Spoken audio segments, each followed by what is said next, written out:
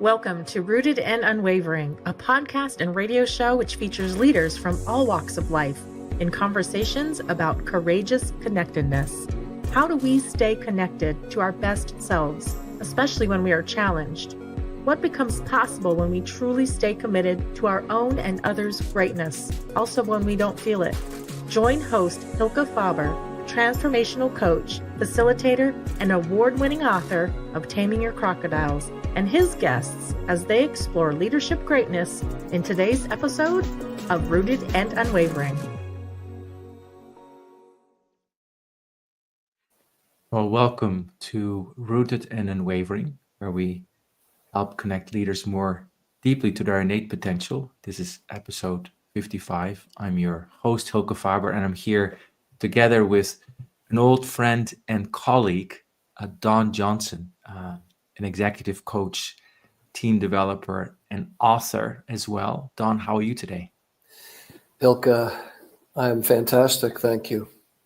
It's a true pleasure and honor to sit with you. And I understand you are in Spain today. Is that right? That is correct. I'm in Mijas, which is between Marbella and Malaga. Sounds like a beautiful place. It is. Place. So we're gonna have a conversation with Don in a moment. And before we do that, I'd like to just talk a little bit about Rooted and Unwavering, as we do at the beginning of every episode, to just sit for a moment. Why we talk about being rooted and unwavering? Why do we talk about what is it like to be connected? And why do we intentionally focus on that? So to me, this is not a static thing. This is a dynamic thing. It's like getting to know ourselves is like getting to know our best friend. And as we get to know our best friend, I find that I get to appreciate more and more of what that is. And it's not always what I think it is. It's actually something that surprises me sometimes. It's much deeper, it's vaster. And it always, in the end, brings a sense of quality and peace. In a sense of, all right, okay, okayness. And that brings to the fore. So how do we access that deeper wisdom, connectedness, which I like to call connectedness quotient, sort of accessing our deeper wisdom, our connectedness quotient. And today we'll learn from another leader about this in this field, who has been working in this field and has dedicated his life to it from a very, very early age. Don Johnson is with us today. He was a monk in the beginning of his career, and then became a business leader, has also become a writer and executive coach. Don's spiritual quest began as a college student back in 1972. That happens to be also the year that I was born. So I was smiling about that number. And that led into a 10-year ashram experience, during which time he was a close follower of Prem Rawat, formerly known as Guru Maharaj Ji. In 1984, Don resigned from his position as the president of Rawat's organization and soon joined a global leadership development firm where he worked as a consultant, sales professional, and vice president of sales. And then in 2006, he joined a boutique consulting company where Don and I met, where he provided coaching and leadership development to companies like YouTube, Google, Microsoft, and Yahoo. He then, 5 years later, became the VP of sales for Insights Learning and Development, which is a global people development company and creator of the Insights Discovery Profile. You know about the 4 colors, you probably know it. A Jungian-based psychometric. Then he retired from corporate life in 2017, now has his own consulting practice where he does coaching, team building, and leadership development. And he lives in Scotland, in a seaside village with his wife, 2 cats, and a horse named Richie. I want to know more about this horse, Don. And then he writes personal growth essays on medium.com, plays golf, tennis, and pickleball. And then his book was just published in 2024. It's called Living a Conscious Life, How to Find Peace, Wholeness, and Freedom in a Chaotic World.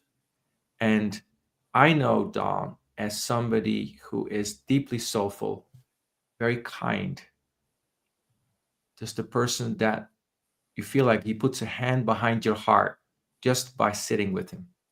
Thank you, Don, for being with us today.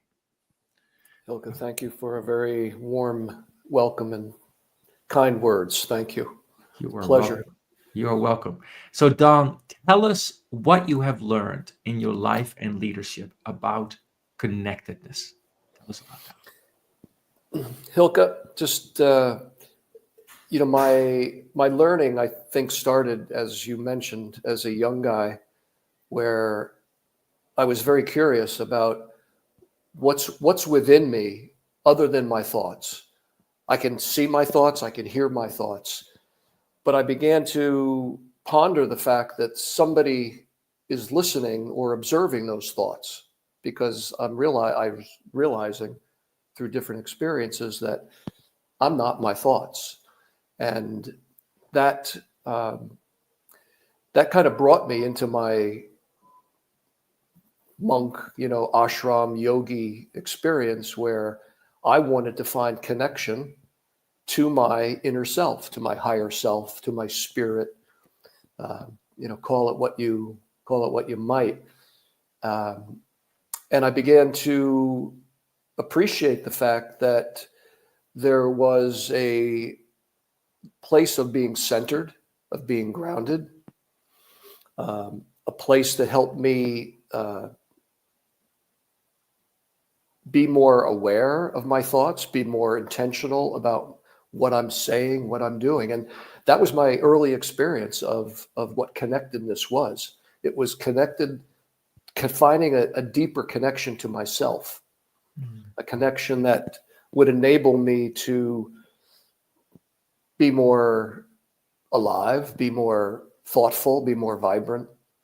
And, I practiced that for a long, long time to develop a routine, a self-practice, as I'm sure you're aware of. And I'm sure our listeners are very aware of, the importance of nurturing oneself, a restorative practice. And I think for leaders, one of the things that I've observed is leaders that have a restorative practice are able to rebound quicker, recover faster, find their way through difficult situations and times, because they understand that working in hyperdrive or overdrive just leads to burnout. And so how do you not burn out? I mean, I was in corporate America for a long time, and there were times that I just completely fried. Even though I had this inner practice, there were times when that inner practice seemed to get swept aside. And there were times when that inner practice and my centeredness got swept away, that I don't think I behaved in the way that I would like, that I think a leader really ought to behave, and there were some hard lessons learned. So I want to touch into those in a moment. Yeah. I am very curious, Don, because you sort of said, oh, and then I became aware that I'm not my thought, and I got into this ashram experience. That's a pretty big leap to make for a human being. It strikes me. So how did you become aware? Do you have any recollection? I know that's a little while ago, but do you have any recollection of how did you make that transition? I'll just say, for me, it may not be this way for everyone. For me, the practice of meditation, of what I would call connecting into the subtle energy, that's within us through breath practices or through other techniques. There's many ways, I think, to get inside the house, right? So when I found myself quieting down and getting very, very, very quiet, is where I experienced real stillness. And in that stillness, the stiller that I got, the more clear it became to me that thoughts, ideas were just like they were like clouds passing by me. And, it's easy to say that, because in those moments of deep quietness, I could experience that. Then the trick is, how do you bring that into real life? Into grinding away and doing all the stuff that we do. because frankly, that quiet experience often just evaporates. Yes. Yes. And now we're left with what? Well, you're left with, well, what are the qualities of that experience? And that's, over time, that's what I began to realize that I think, I don't know if this is an absolute fact, but I think I started to realize that the qualities of that inner experience were qualities like, as you said, or you mentioned the word kindness earlier. Kindness, warmth, support, nurturing, connection. It's almost like if you spend time with something, that thing you spend time with rubs off on you. And I think that's what over time helped me, is that the more I rub this, like almost like there's a little magic genie inside or something, and I'm rubbing this little magic genie, and there's something beautiful that comes from it, something nurturing, something restorative. But the more I did that, I'm like, okay, so I think if we pay attention, we realize that those kinds of qualities are attractive to others. They help create connection. And when we lose our way, I think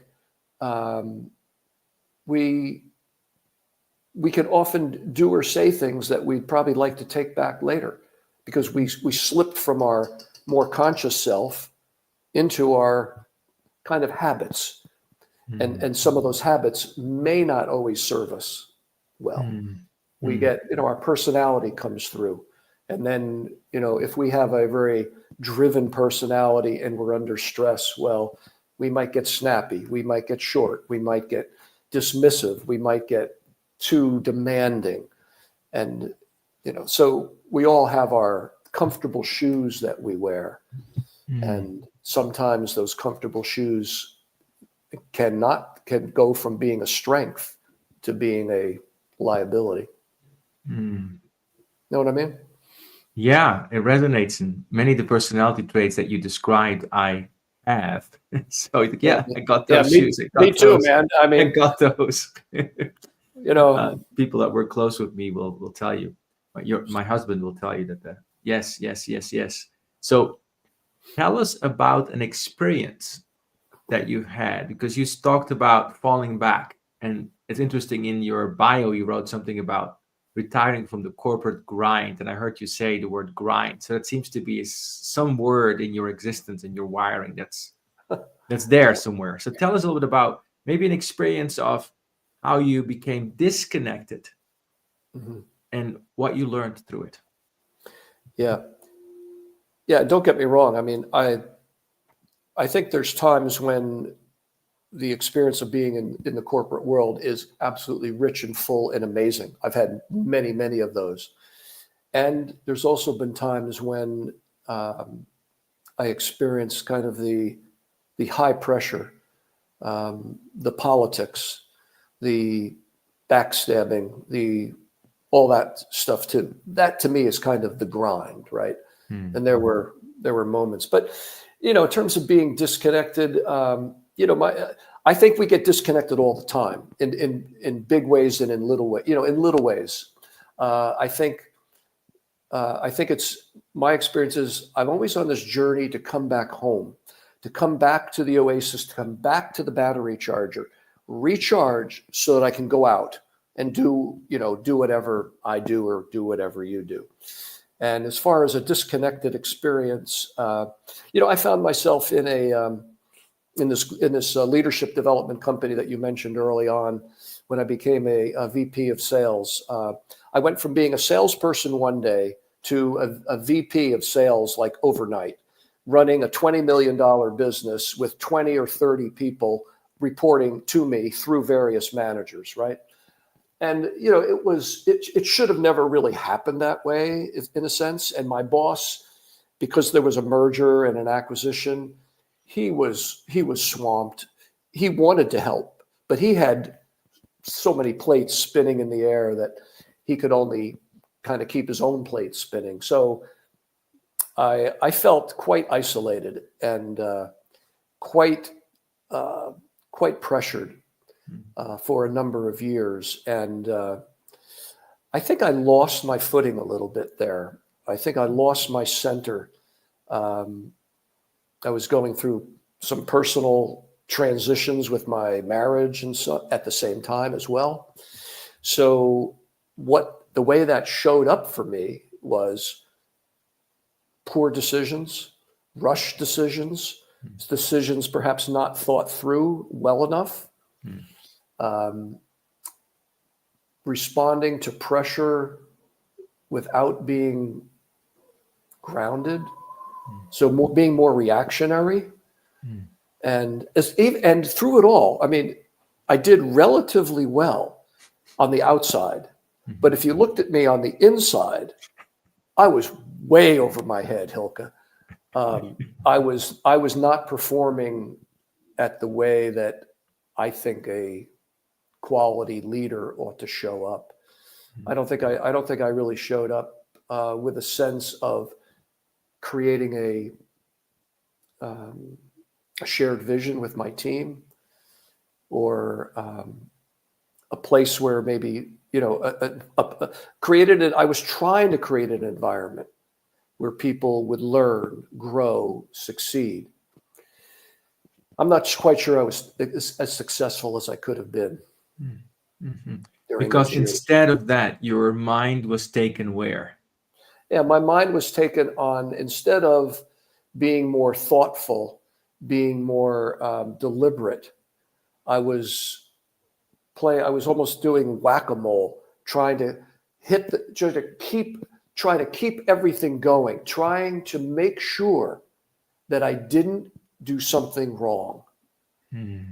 Instead of focusing on kind of inside out, I was more looking at kind of how can I respond to the outside first, and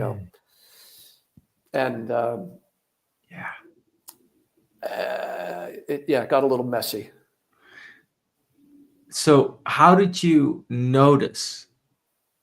How did you become aware that something inside and outside was not congruent? Yeah, I felt I didn't feel confident. I didn't feel a sense of I was leading with my heart. Even though I swore that I wasn't going to get trapped in all the games that were getting played around me, I did. So I felt out of sync, with myself. It was difficult. I felt uncomfortable a lot of the time. I'm thinking, Don, like, here's this person who from 1972 was sitting in ashrams doing this, like rubbing the genie and being aware of stillness and compassion and peace and this beautiful being. And then suddenly there's this like persona that is just acting out. And you talked about the discomfort. So what did you do with that discomfort? What did I do with the discomfort? It took some years. Whoop, hold on. What the hell's going on here? I can hear you well. Oh, hold on. I lost my screen, Hylke. Oh, okay. Well, one second. I can still see you, and it's okay. It's all right. Let's see what happened there. There you go. Are we back? We can see you. Okay, hold on a second. We can see you. All right, that's good.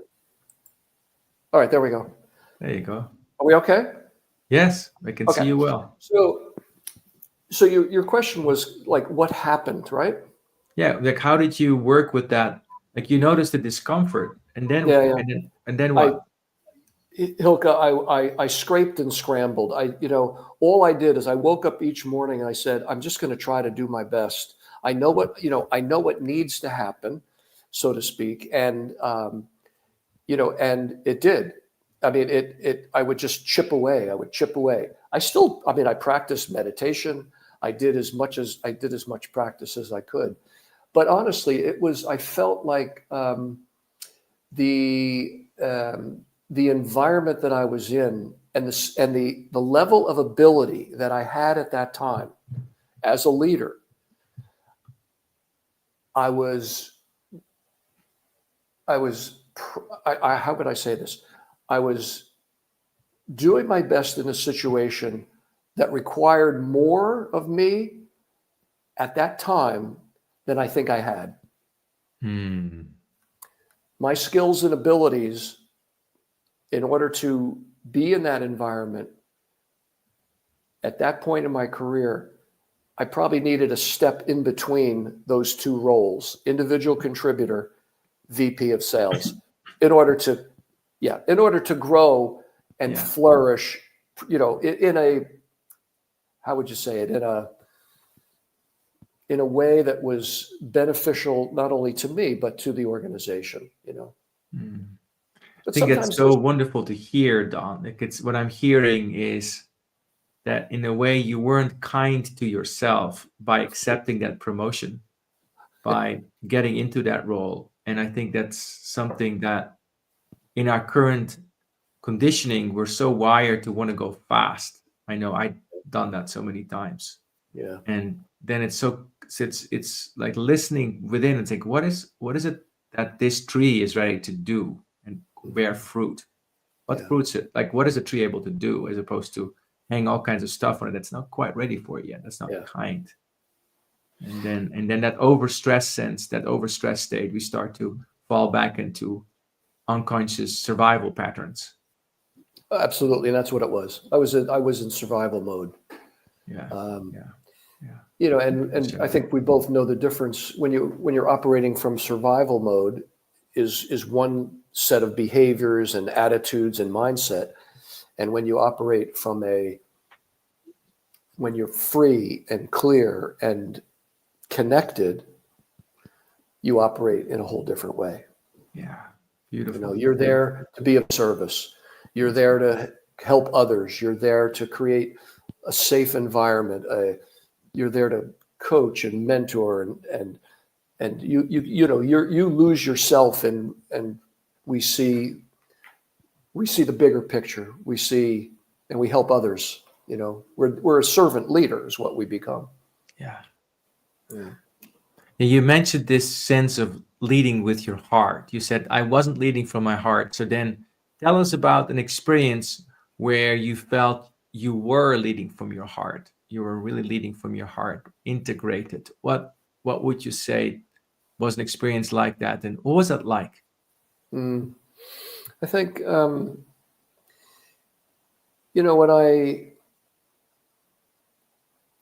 when I look at leading from my heart these days as a leader, I feel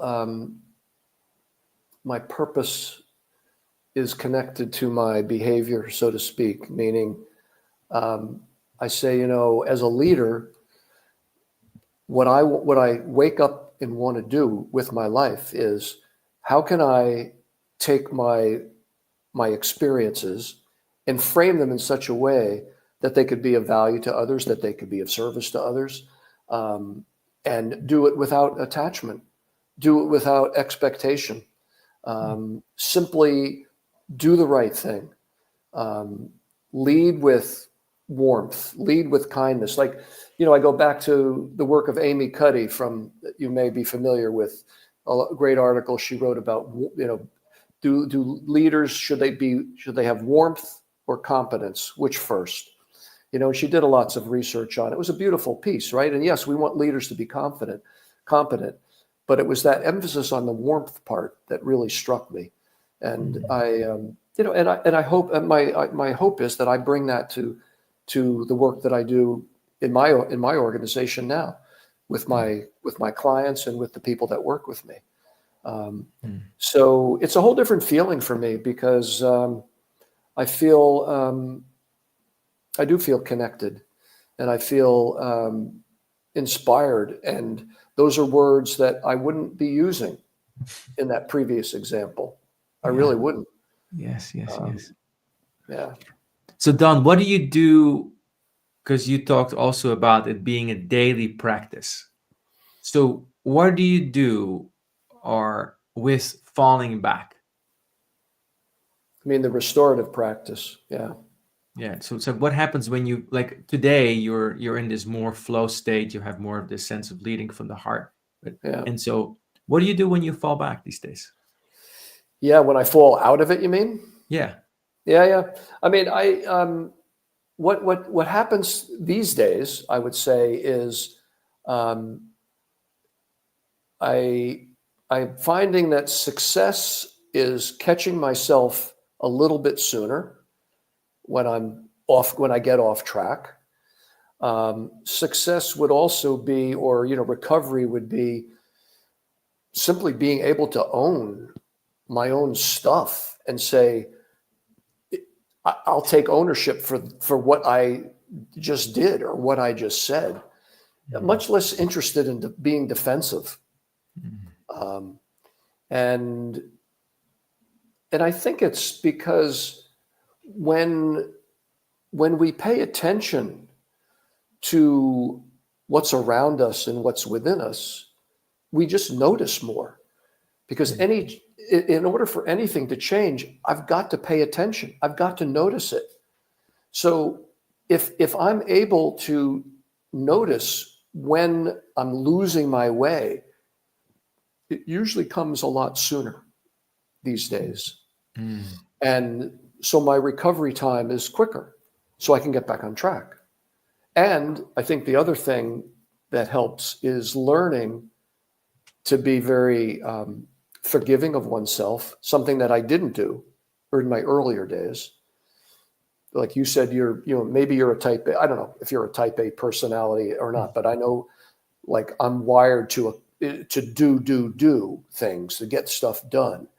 And so what I've learned is that, yeah, I can, that's all fine, but I've got to complement that with being grounded and being patient and being much less hard on myself.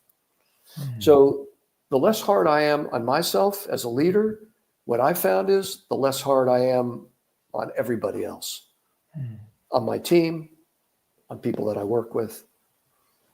And life becomes more pleasant, becomes a lot more fun, because I'm not having to deal with drama. And drama is exhausting. So, the more, I just think that's the lesson, when you say, what have I, how do I fall back? I just try to, find my inner self in various ways and calm down. What I notice you don't do is you don't beat up on yourself for having gotten out of touch with your inner self. Right? Yeah. You're not doing that. You're practicing the sense of kindness, self-forgiveness, staying with yourself. And I appreciate that. We're going to take a short break in just a moment. After the break, I'd like to hone in a little bit more about this willingness to be with whatever's happening within you, like that sort of when things are not going well. So how do you deal with that? Like just when the screen froze, like I saw you recover like super fast. Like how do you do that? And what goes on in your mind and what you have to step through to actually do that? Because I one of the things I've noticed working with myself and leaders, we become conscious, and then that becomes a performance. Like now I have to be always, there's even something called above the line. I have to always be above the line. And when I'm not, I feel bad about myself. Right. Oh my God, I went below the line. Yes. Yeah, I know. I'm good and bad again. So it's like, how do you work with this? So Don, maybe brief insight on this for just before we take a break. What is one element, one thing that helps you to be kinder with yourself? The acceptance that we're not perfect and that it's okay. It's okay to not know. It's okay to not be perfect. It's okay to not have all the answers. It's okay not to be perfect and not know all the answers. Thank you so much, Don. We have been talking with Don Johnson, executive coach and writer of this beautiful new book that came out in 2024, Living a Conscious Life: How to Find Peace, Wholeness, and freedom in a chaotic world. One of the things that I'm taking away from this conversation already is how to be kinder, and this not being a sense of weakness, but a sign of strength and wholeness, as you write about in the title of this beautiful book. So we're going to take a break. See you after the break. You've been listening to Rooted and Unwavering. You are listening to Rooted and Unwavering, presented by Growth Leaders Network, the leadership, team, and culture development company. If you would like to learn more about working on connectedness for yourself, your team, or organization, please contact Growth Leaders Network on LinkedIn. And now, back to the show. So back to Rooted and Unwavering. I'm here with Don Johnson, executive coach, writer. My name is Hylke Faber. We're talking about how to stay connected and using kindness as an important tool. So, Don, what does happen with you when you are in a moment like, oh, it happened, I did it? How do you work with it? Just don't freak out, like it's okay. It'll work out. It's not a big deal. It's not life or death. It's this too shall pass. I think when I was younger, maybe, I put a lot of pressure on myself. I think life was defined by what you do and what you have. And I think as we mature, we realize that life is not so much about that. Life is more about your being. And when you get the inside, wired up correctly, the outside seems to take care of itself very, very well.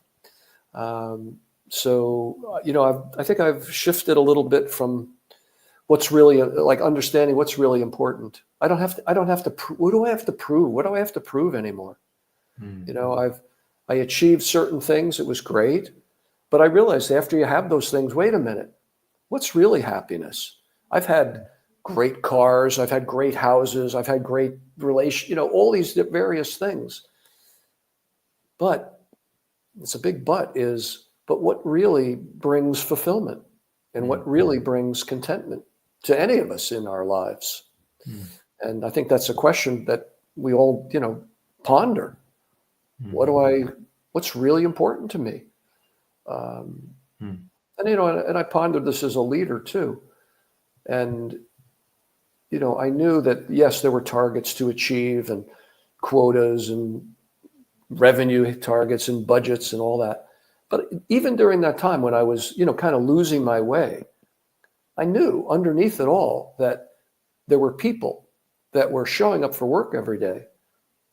And at least I could try my best to create an environment where they felt safe, they felt connected, they felt inspired, they felt they had an opportunity to learn and grow. So I did my best on that. But I think we just have to realize that, it's about connecting to who we really are. And if we understand more about who we really are, we'll be more patient with ourselves. Because we're little kids that grew up, and here we are. We're in adult bodies doing adult jobs, but we're spirit. We're not. We're all beautiful beings. It's just that sometimes we lose our way. So I think we have to just accept that and just say, I'm going to give that person a break, because instead of coming down so hard, making an assumption about why that happened or what, you know what? I'm going to get curious first. And that's helped me a lot. Beautiful beings that just lost their way sometimes. I like that, being less hard on ourselves and each other, just remembering that. What I'm thinking about, Don, is So you've had this career, pretty high profile career, and now you are towards the later decades of life, you could say. You are correct. Fair to say. You I are mean, let's do the absolutely. math. 1972 college. We're not at the beginning of life, Don. Right? We're You got it. towards Yep. the later decades. So, what would you say to a person who is in these middle decades that may be in the situation that you were in, feeling in over their heads, Yeah. and at the same time having this longing for contentment and peace, and at the same time, having to make food, put food on the table, and having kids to go to college, and all this stuff that we get to deal with in this world. Yeah. Having some ambition, so what would you say to a person like that? Yeah. Do all that. That's important stuff. And, if I had to replay it, Hylke, back in those days when I was losing my way, if I had a coach at that time, a real mentor, I just think that would have made a huge difference in my life. So, when I have people that you just described, reach out to me for coaching, I look at them and I go, wow, do you realize how brilliant you actually are? That you're doing something that not everybody does. Mm-hmm. And I look at them, I go, wow, you are so on the right track, man. To have the sense of doing that, of realizing that you may not be able to do this all yourself. Mm. So maybe it's maybe it's a coach. Another thing that I've, for example, I found this later in life. I found men's groups or the Mankind Project or things like that. I didn't know about that stuff back when I was 40. Right. I didn't know about it. I just didn't. And Right. I thought, oh my God, if I had a group of peers, of colleagues, of friends that I could speak openly to, just like completely self-disclose, well, that would have been helpful.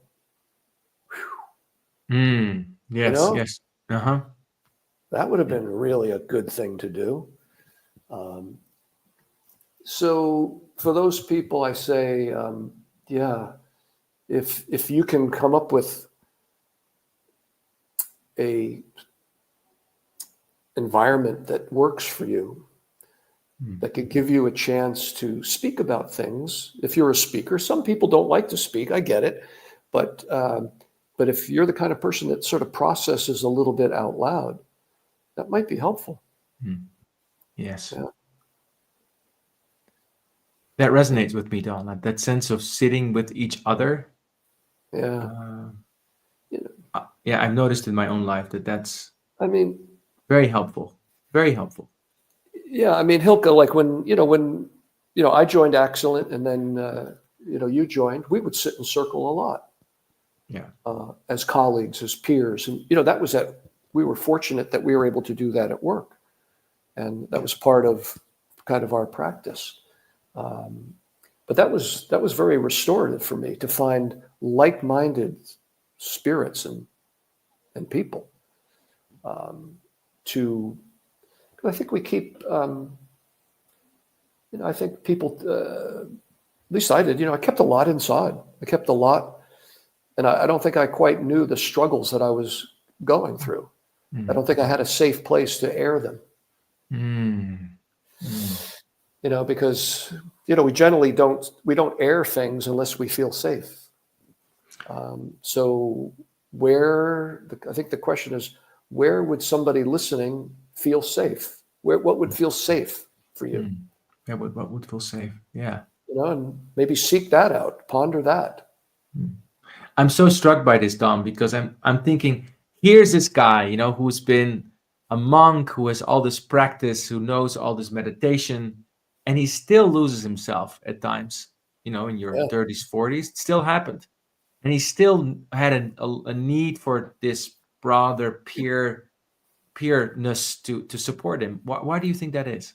I think it's because I realized, okay, I was in this monk situation for 10 years, and then I came out and I went to my first therapist, and he was a Jungian therapist, and he chatted with me, and he said, well, would you like to hear my assessment of you?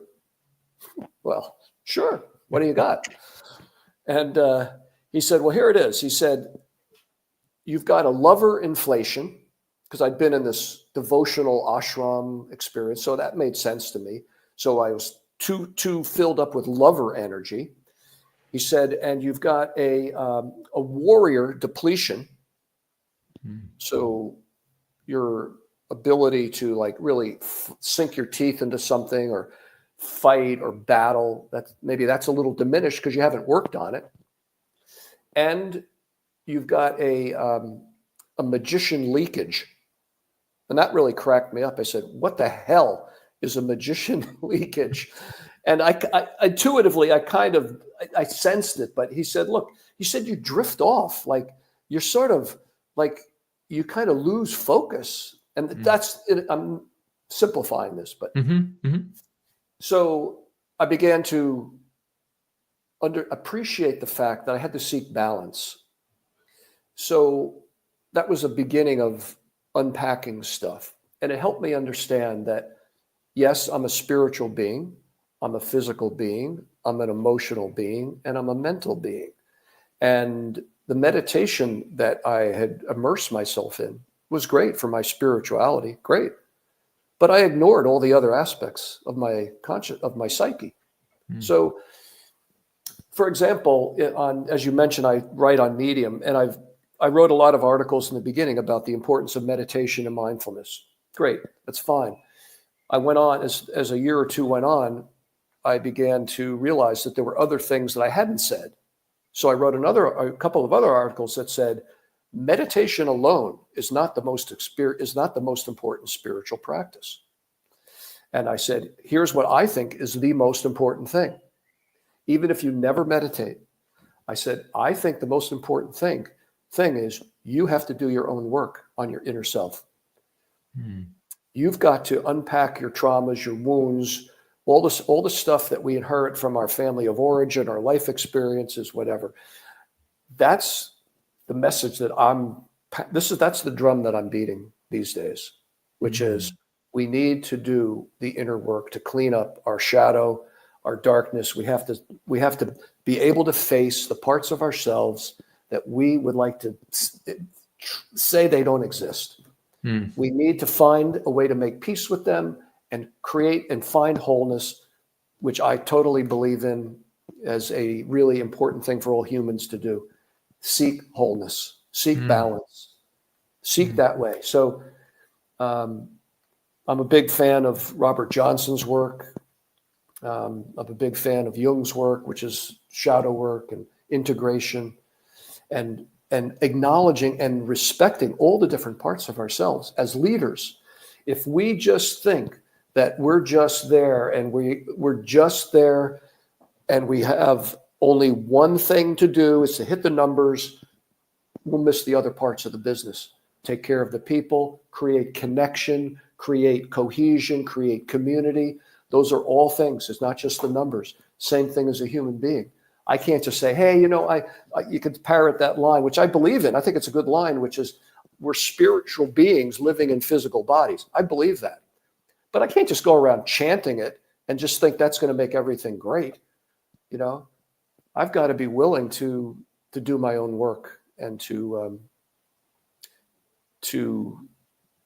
I got to be willing to feel some pain, to cry, to tear things apart in the pursuit of wholeness, of being a better person.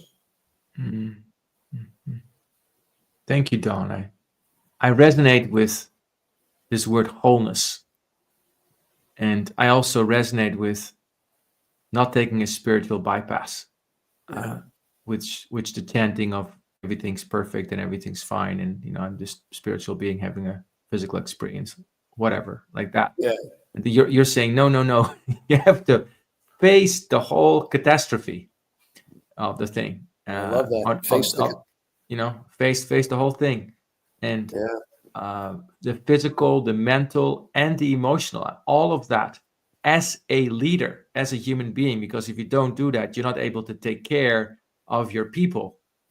Connecting, I would add, not being able to actually make wise choices because you're operating from a fraction of your beingness. So you got to take care of those parts of yourself. Yeah. And I totally resonate with the escapism. Your therapist sounded like a wonderful person, and they might have said something similar to me. So yeah, and maybe still today, who knows? so you talk about doing your inner work, right? Yeah. Well, that sounds gargantuan. So where do you start and how do you do it? Yeah. I suppose it does, Hylke. For me, it started, and again, I think everybody's different, but for me, it started with healing up one of the childhood wounds. And that was making peace with my estranged father. And that happened when I started doing it in my early 40s. And then it took some years and it reached more of a completed stage by the time I was maybe 50. And it was probably one of the best things I ever did. Because it taught me a lot. I had to confront my own father. So the child was becoming the man in that process. And I developed some inner confidence. Something was healed that was broken. So that's where I started. Other people probably start somewhere else, right? But that's where I started.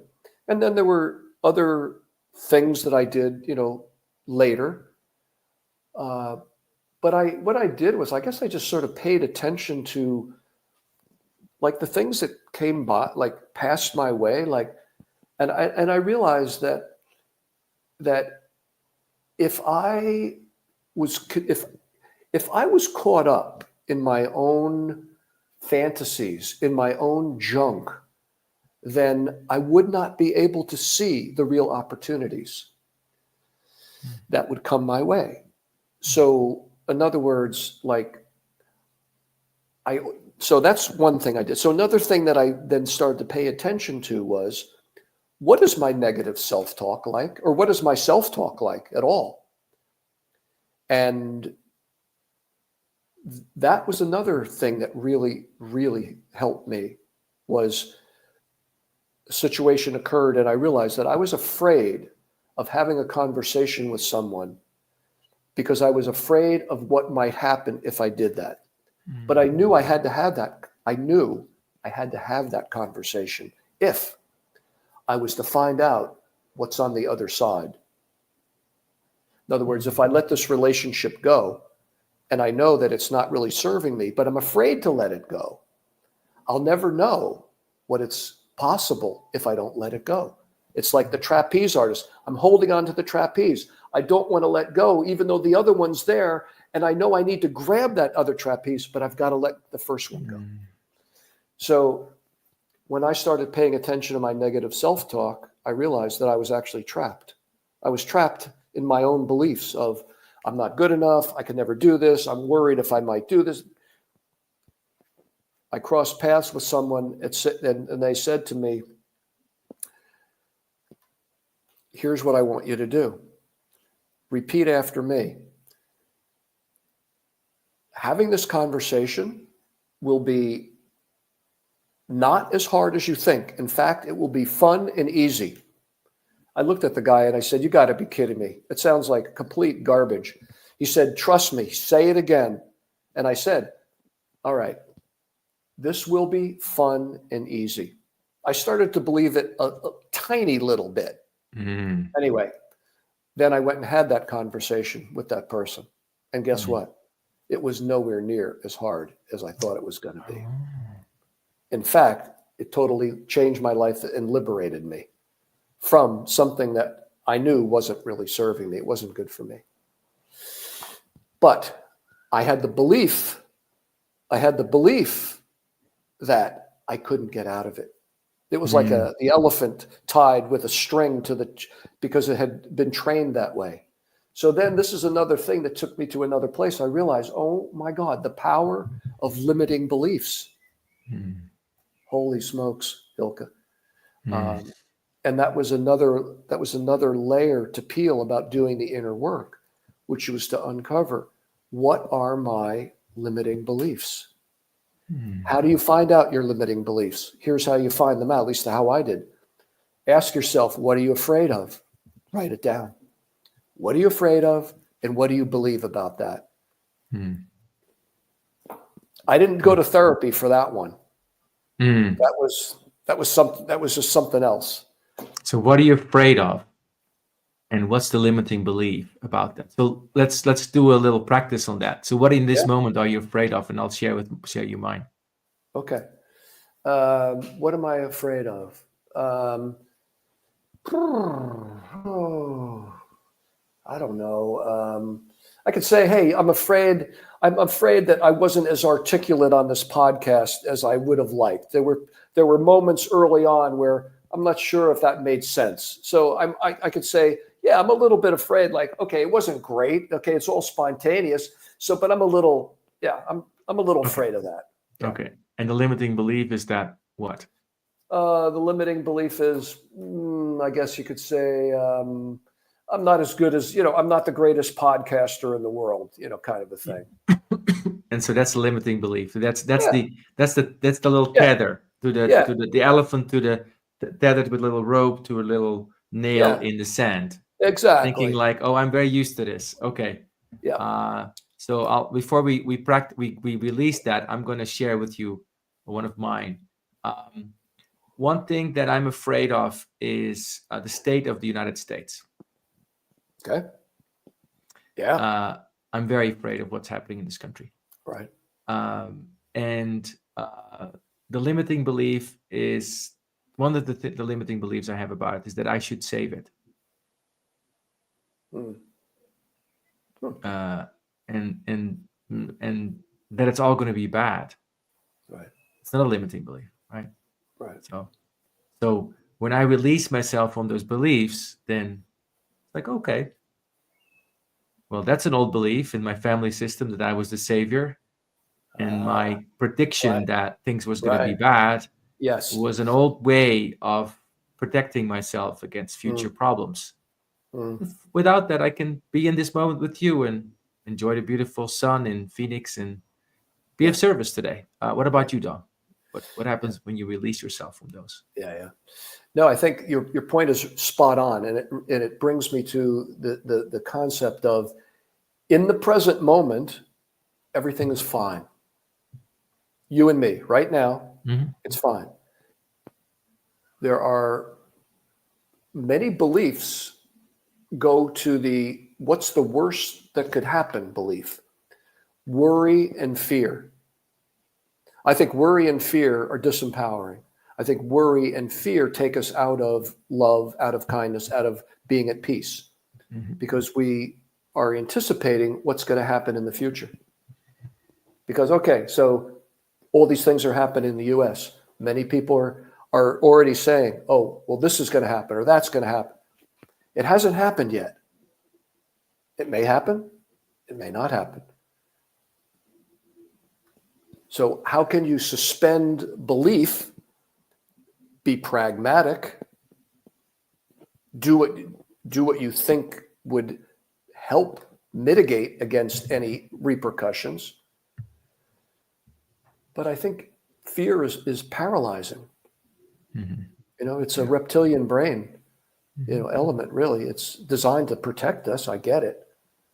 But to live in that is not going to bring the best out of anybody, to live in fear. Yes. So apply that to this limiting belief. I wasn't as articulate. I'm not good enough. That in this podcast. Right. I can see that that's a possibility. And I say, it's okay. Why? Because my goal is not to be the best podcaster. My goal is to do the best that I can in anything that I do, and leave it at that. Leave it at that. Leave it at that. It's I'm going to focus on the process, not the outcome. Right? Over and over, over and over. It's the process, because the process brings me into the present moment, into the present time. If I focus on the outcome, then I get all nervous. I get all worried. Oh, what about this? What about that? And la la la la. No, I'm going to enjoy the experience with Hylke in the podcast. That's how I come into this. Beautiful. Yes. Don, incredibly, in this wonderful conversation with you, which I've very much been enjoying, we're getting towards the last few minutes. Don, what would you say to somebody who in this moment feels very disconnected, like just not feeling it, overwhelmed, flooded? Yeah. Be kind to yourself. It's okay. If that's what you're experiencing, that's happening right now, right? Why does that happen? And I think being disconnected or being flooded, as you say, is a result of not being connected. So then you ask yourself, what can I connect to that would bring me peace? How can I recover? What practices do I have in my toolkit that can help me restore myself to center? Some of us say, you know what I'm going to do? I'm going to go sing opera. Because when I sing opera, I can't think. I don't know if people realize this. If you really sing from the bottom of your belly and you can't think in that moment. You're free. So maybe some people sing opera. Maybe somebody takes a walk. Maybe somebody journals. Maybe somebody meditates. Maybe somebody just practices sitting quietly. So I have a lot of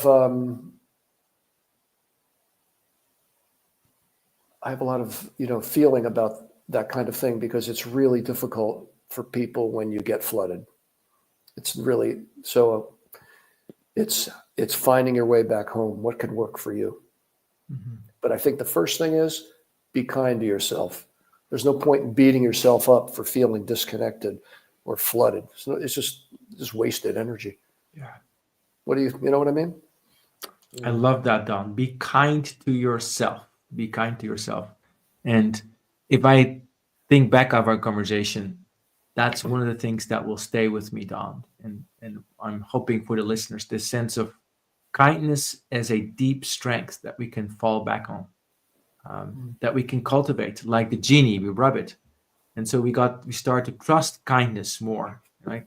In the past, we may have trusted doing something really well and having people applaud us or having great results, and that giving us the confidence. What would it be like if kindness was giving us the confidence? And being willing to, the other thing you mentioned was staying in the process, in the present, and letting and doing the work, not being disappointed also of when we are caught by our past beliefs. Just saying, oh, there you are. Okay, what am I afraid of? What's my belief? What could I do without it? Don, it's been a tremendous honor and joy to sit with you today. If you're listening to this podcast, I invite you to consider, what would it be like to become a little kinder to yourself today? Whatever that is, whatever that looks like. It doesn't have to be a specific thing. No performance. Maybe it's looking out the window. Maybe it's listening to your favorite music. Maybe giving somebody a hug. Whatever it is. What is that like? And how would that translate into different leadership? Last thing that you want to say on this podcast, Don. Go ahead. Hylke, I would just say, gosh, live your life from the inside out. Live with a sense of gratitude and joy for what you have. Maybe you don't have as much as somebody else, but we all know when we're grateful for what we have, it makes us feel wonderful. And I just try to practice that every day. Just looking at the fact I'm alive, I've got many things to be thankful for, and with that, I'm at peace. Thank you, Don. You have been listening to Don Johnson, a executive coach and writer of this beautiful book that just came out last year. And the title of that book is Living a Conscious Life, How to Find Peace, Wholeness, and Freedom in a Chaotic World. Today, we talked about how that chaos often is on the inside.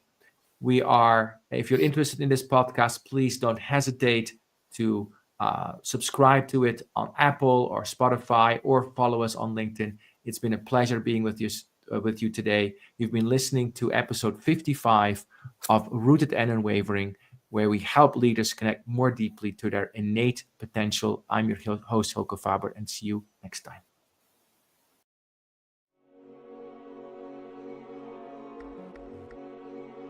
Thank you for joining us in today's episode of Rooted and Unwavering, leadership conversations about courageous connectedness, presented by the leadership development company, Growth Leaders Network. To learn more, subscribe to this podcast, connect with Growth Leaders Network and Hylke Faber on LinkedIn, or read Hylke's award-winning book, Taming Your Crocodiles. Now take a moment and appreciate something that is great about you. Celebrate the gift that you are and enjoy connecting more deeply to your best self today. See you next time on Rooted and Unwavering.